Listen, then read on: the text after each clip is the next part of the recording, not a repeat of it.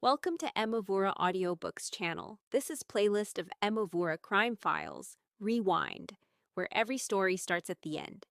The story is called Return to Sender. Get comfortable. Here's where it ends. The end.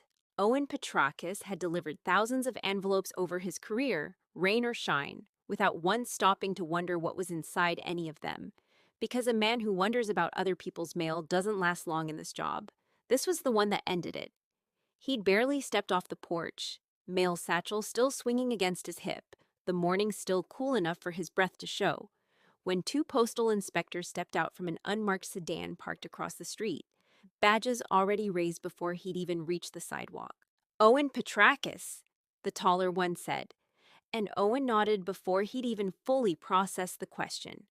The way you nod at your own name out of instinct before your brain catches up to what's actually happening around you. Behind him, through the closed screen door, he could faintly hear a judge's voice on the phone, calm and precise and utterly unhurried, describing marked bills folded neatly inside an envelope that had never actually been sent, in truth, to collect any debt at all.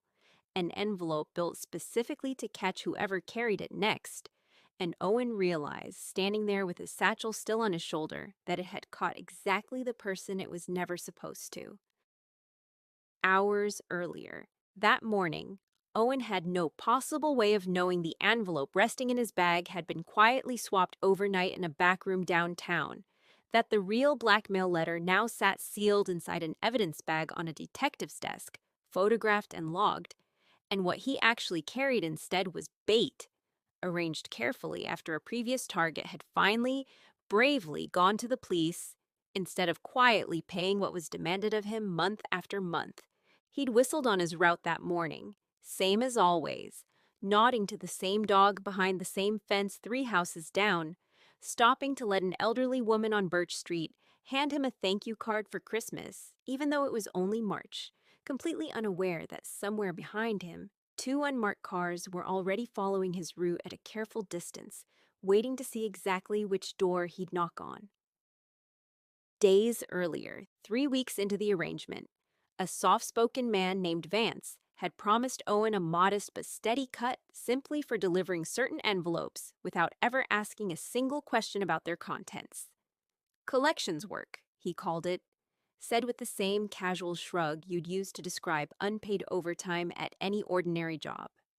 Owen needed the extra money badly for his younger sister's overdue rent, 3 full months behind now, and climbing fast with a landlord who'd stopped being patient about it.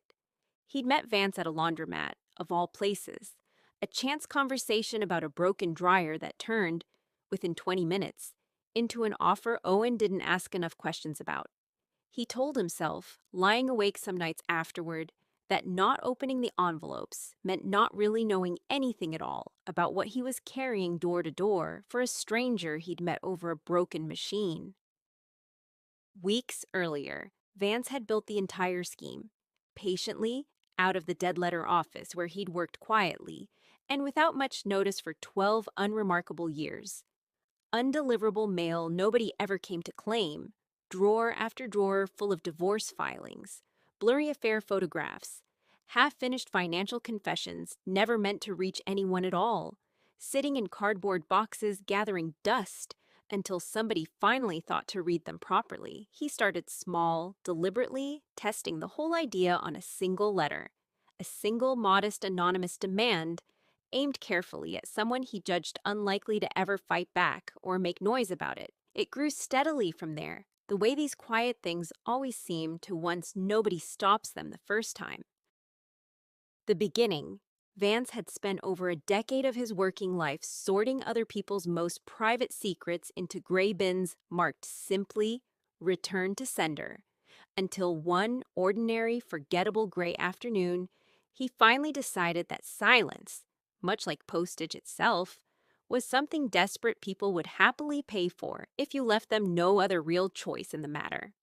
The judge who eventually called the police hadn't been blackmailed over money he particularly minded losing at all. It was, instead, a case tied quietly to Vance's own brother's parole hearing years earlier, a deeply personal grudge dressed carefully in the calm language of justice, Closing a loop, neither man had ever noticed they were both standing inside until the very last envelope finally arrived at the wrong door on the wrong morning, carried by a man who had never once been anything but careful with other people's mail.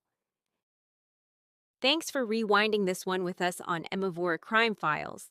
If you want to catch the next one, hit subscribe and turn on notifications. A new rewind story. I'll see you in the next one.